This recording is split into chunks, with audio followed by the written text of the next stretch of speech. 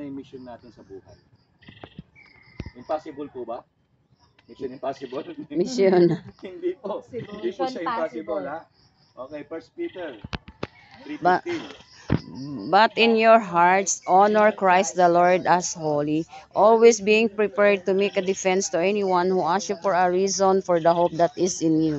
Amen. Ang sabi po dyan, sa ating mga puso, bigyan natin ng karangalan ng Diyos dahil banal siya. May isa po tayong gagawin. Dapat lagi po tayong handang i-depensa. Diba? Ipagtanggol ang alin? Yung katotohanan na nasa ating Panginoon. Make stand. Stand po natin. Kasi mabuti naman po yung ating ginagawa eh. Amen. Amen po ba? Dati nga eh, kalokohan nga natin, ang bilis-bilis nating i-share eh. Diba? Mas mo yung mga mabubuti na tatanggap natin sa salita ng Diyos, i-share natin yan. Amen. Amen. At panindigan po natin. Amen po ba? Amen. Sabi po dito, there are 3 parts to sharing your Testimony. Ayan. Which is your 2-minute miracle. Oh. Sa Tagalog tayo para mas maganda. Ano po sabi sa una? Magbigay ng maikling paglalarawan ng inyong buhay bago mo nakilala si Kristo. Kaninong Amen. buhay daw po ang isa sa larawan natin? Buhay natin. Ikaw, hindi buhay ng katabi mo. Sarili. Amen.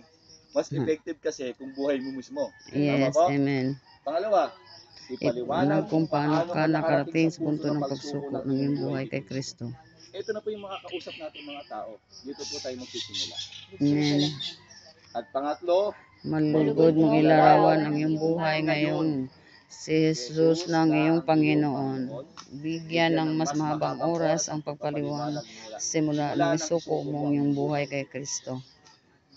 Wala naman po tayong malalim pa na i-share sa kanila kundi yung buhay po natin. Yes. Ano ba tayo dati? Mhm. Amen. Amen po ba? Amen. Ano po ba tayo dati? Anong ginawa natin? Bakit parang iba ka na ngayon? Dati kabayo naging tao. Amen po ba? Amen. Amen po?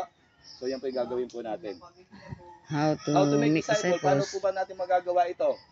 Romans 3:23. For all have sinned and fall short of the glory of God. Ano po ibig sabihin niya? So lahat ng kasalanan Malaman po mo. ng mga tao na lahat ay nagkasala. Yes, Pati amen. Mhm. Kaya wala po tayong pipiliin. Tama po? Amen. Parang iniiwasan natin laging mga lasinggero, ganyan. Ayoko dyan, lasinggero yan. Hindi po, sila po yung kailangan natin puntahan. Mhm. Amen. Yung mga batang iba yung ugali, sila yung dapat natin kausapin. How to make disciple? Paano po? Matthew 28:19-20.